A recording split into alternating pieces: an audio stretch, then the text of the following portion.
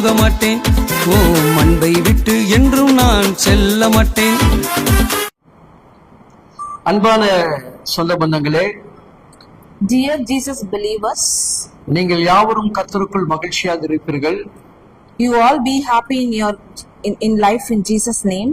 உங்கள் சிறுமைகள் எல்லாம் மாறுகிற நேரம், In your lows, the God will give you the big miracles in your life. உங்களுடைய ஏழ்மை கோலத்தெல்லாம் மாற்றப் போகிறார். He will give the good things in your life. உங்கள் வறுமைகள் எல்லாம் மாறப் போகிறது.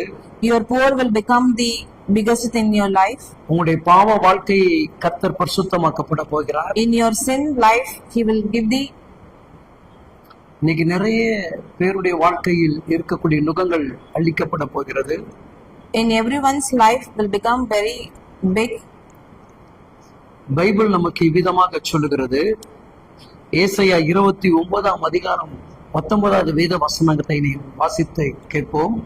Isaiah 29:19 says, சிறுமையானவர்கள் கர்த்தருக்குள் மிகவும் மகிழ்ந்து, மனுஷரில் எளிமையானவர்கள் இஸ்ரவேல் பரிசுத்தருக்குள் களிகூறுவார்கள்.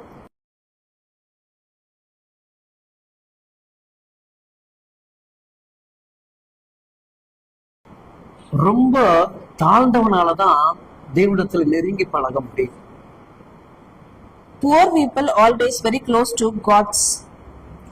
ஒன்றுமே இல்லாதவன் தான் கர்த்தருக்குள் மகிழ்ச்சியாக இருக்க முடியும். The poor people will be very happy in His Jesus' name.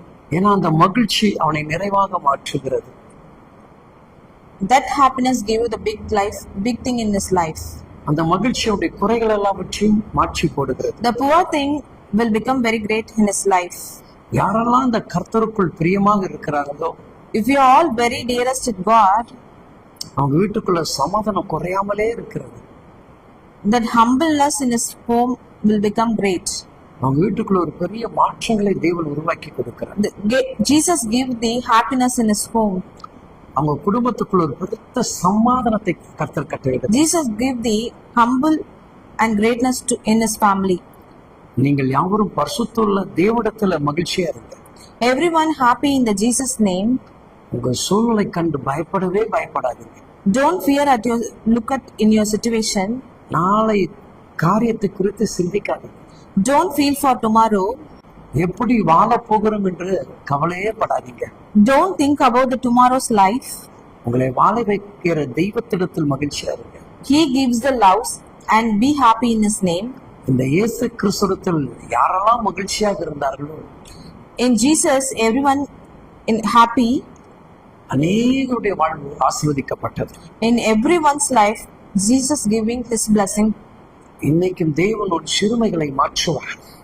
Jesus will change your poor to the happiness. உன் நெருக்கத்தை மாற்றுவார். He changes your situation. உன் கண்ணீரை மாற்றுவார்.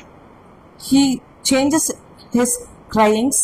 எல்லாமே மாறி போக போகிறது. Everything will be changing. தேவன் வந்து உன் குடும்பத்தை He ஆசீர்வதிப்பார். come and bless your family. Amen. Amen.